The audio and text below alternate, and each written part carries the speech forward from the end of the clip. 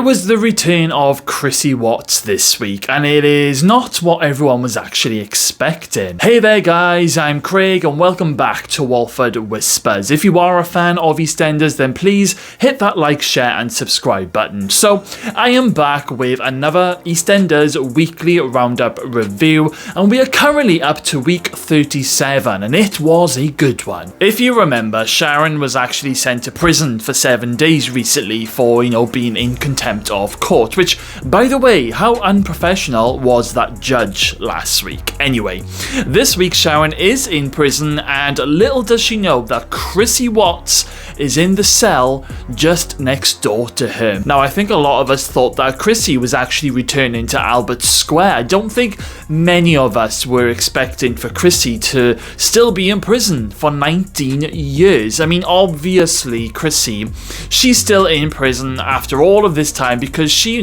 probably hasn't been able to keep her nose clean. However, we do learn that Chrissie is due for parole at the end of this week. Gosh, what perfect timing. Now, I absolutely loved this week. It was like watching an episode of Bad Girls and Wentworth Prison. It was brilliant. Now, Chrissie, she is looking fantastic, and she is pretty much ruling the roost in prison and is pretty much top dog. Like, the women in the prison, they seem to really fear Chrissie. Now, I think if you are going to be in prison for that amount of time, you're gonna wanna rise to the top. Sharon is unaware that she is on the same block as Chrissie. That is until when Sharon's cellmate sets up a meeting between the two of them. Now, I've just got to say, I absolutely loved Sharon's cellmate, who was called Doreen. I am telling you guys, the writers in EastEnders are definitely huge fans of Wentworth and Prisoner Cell Block H. Now, I really hope that Doreen actually comes to Albert Square after she is released from prison and looks up good old Sharon, because she's a great character, good old Doreen. We were introduced to some pretty incredible scenes between Sharon and Chrissie. This is something that most of the EastEnders fans never thought that they would ever see. So all of the scenes between Chrissie and Sharon, my eyes were just glued to that TV screen. I didn't want to miss a single word that came out of either of their mouths. This is how amazing it was. We learned that Chrissie was actually pregnant with Jake Moon's baby when she was sent to prison, but she sadly did lose the baby, and Chrissie blames Sharon for everything because, it was Sharon who originally sent Chrissie to prison. I mean, to be fair to Sharon, Chrissie did murder her father and then bury him in the Vic cellar, and then tried to blame Sam Mitchell for it after the body was found, but hey ho. I can totally understand both Sharon and Chrissie's anger against each other for different reasons these 19 years later. When Chrissie and Sharon have their first meeting in Sharon's cell, Chrissie ends up telling Sharon that she will look after her. She tells Sharon that she's got her back, and Sharon ends up telling Chrissie that she forgives her after, the little heart-to-heart. Now, I did notice that when Sharon says that she forgives Chrissie, this actually rattled Chrissie because she was walking back to his cell, and what I just love about Chrissie as a character is her change of facial expressions. She can literally put on this fake smile, turn around, and then literally her face just turns dangerous, like she really means business, and it is just electric to see on the screen. There were a few little bumps in the road with this storyline because Chrissie, she ends up getting two of these other women in the prison to teach Sharon a lesson, whatever that means, and then Sharon later on, she almost ends up being shivved while she's alone in the laundry, but she is saved just in time when an officer walks in. Sharon realizes that Chrissie sent those two women after her, and then Sharon goes to Chrissie and she publicly humiliates her in front of the other women, which is not a clever move, especially in prison. So Chrissie, she organizes a big fight with the women as a distraction to keep the officers busy, and then Chrissie, armed with a shiv, grabs Sharon when no one else is looking and drags Sharon into her cell. And basically Chrissie tells Sharon that now she is going to pay. This was quite a big, massive Duff Duff Tuesday moment. And on Wednesday, the showdown just got very intense. I mean, Chrissie and Sharon alone in a cell together. What could possibly go wrong? There's even a moment where Chrissie boils a kettle and tries to pour boiling water all over Sharon, but luckily Sharon's cellmate Doreen and some of the officers come into the cell just before this happens, and then the showdown is ended. But does this now mean that Chrissie has blown her upcoming parole hearing? Well, later on, Sharon sets up a meeting with the governor for the following day, but the night before, Chrissie tells Sharon that it would be a shame if the governor found out what happened last Christmas with Keanu. Oof, the plot thickens even more. Just what does Chrissie know, and how does she know? Well, Sharon is now torn what to do. Does she go to the governor and tell them what happened in Chrissie's cell, or does Sharon keep quiet? Well, after a visit with Martin and Zach, Sharon ends up keeping quiet, and her and Chrissie, they actually do end up making peace by the end of the week. I mean, there's going to be no more revenge plots, at least for now. Now, Sharon, she goes her way, and Chrissie agrees that she's going to go her way. Now, Chrissie, she goes to a parole meeting, and she is granted her parole. But before she packs her things up and leaves the prison, Chrissie tells Sharon that she was very sorry to hear what happened to Denny during the boat crash back in 2020, which obviously confused Sharon on how Chrissie would have even known about Denny. Well, it turns out that Ruby Allen shared a cell with Chrissie a little while back and filled Chrissie in on all of the gossip. That is until when Ruby was actually moved to the maternity wing to have her baby. This is when Sharon realizes that Ruby was pregnant when she went into prison, meaning that Martin Fowler is the father. He has a son or a daughter that he does not know about. Gosh, the twists and the turns this week are on another level. They just keep on delivering. The good news is that Ruby Allen is going to be returning to Eastenders very soon, which means that we're going to get some really great scenes, some great storylines coming up between her,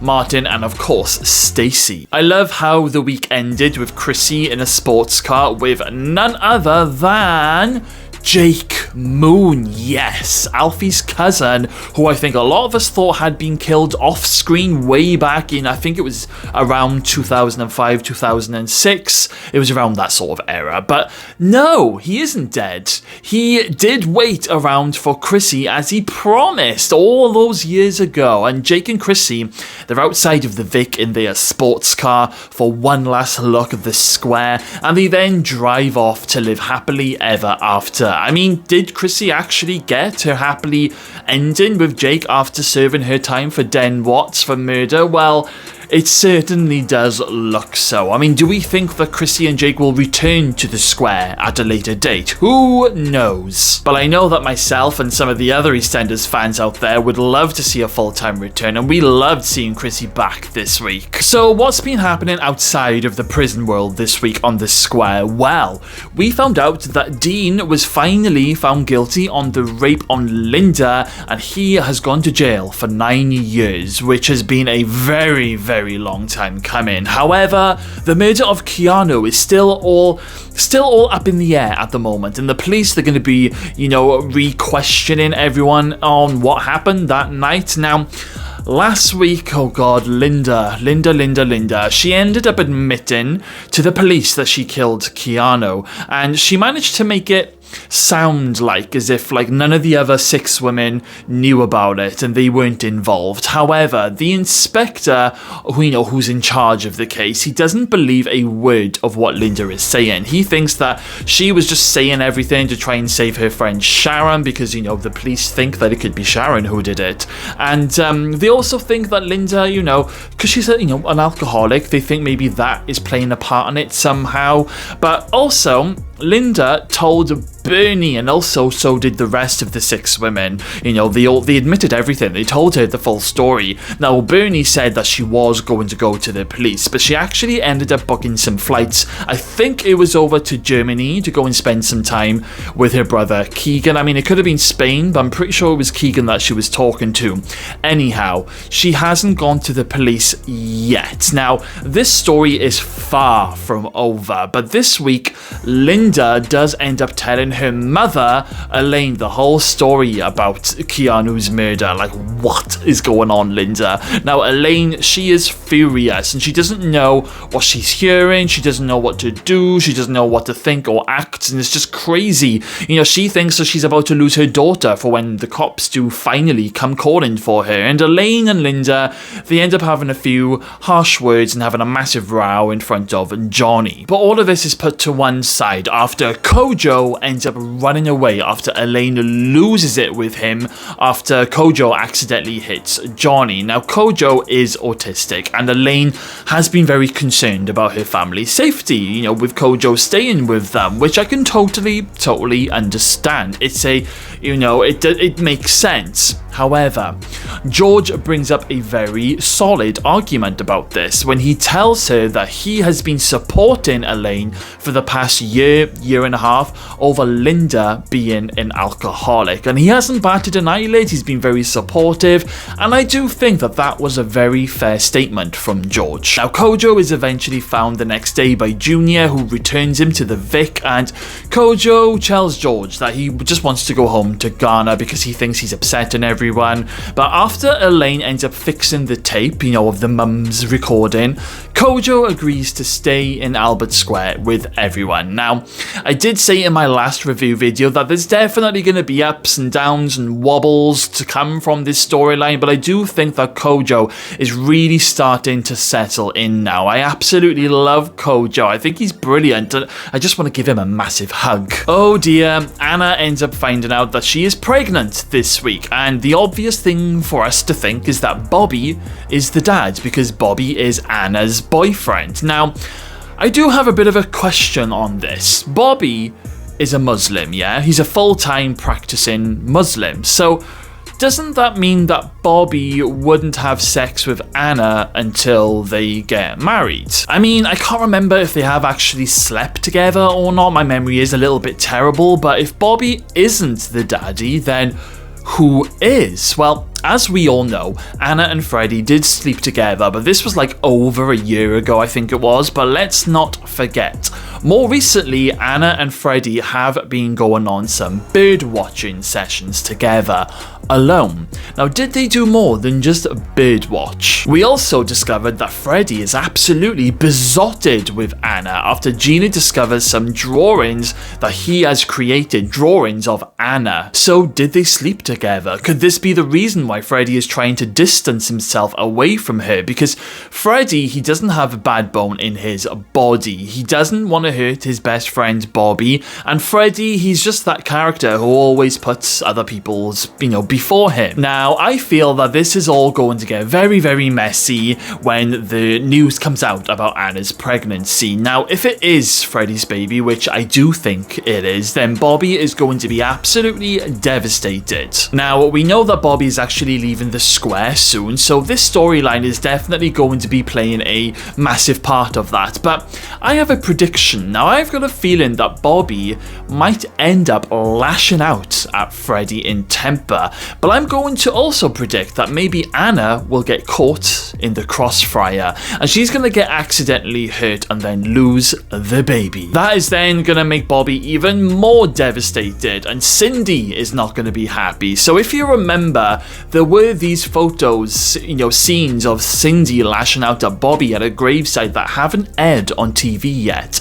Now, this is probably, I'm going to take a guess now, but it's probably after Bobby lashes out and hurts Anna accidentally, and then maybe Bobby's going to go to Lucy's graveside and have a little bit of a breakdown, and then Cindy will arrive and she'll catch him and she will batter him. Bobby will end up leaving the square under a cloud, which I think is really sad because I do love Bobby's character, but The issue here is that he will never get out of that shadow of killing Lucy Beale back in 2014. It was a terrible, terrible accident, but Bobby has got form, and even though he has converted to Muslim and has managed to keep himself under control and seek forgiveness from his family and pretty much just turn over a new leaf, it will only take one incident for this all to be turned on its head. As I said, it will be very sad if what I have predicted does come true, but that's Eastenders for you. So, an incredible week this week on Eastenders. This is 100% gonna be one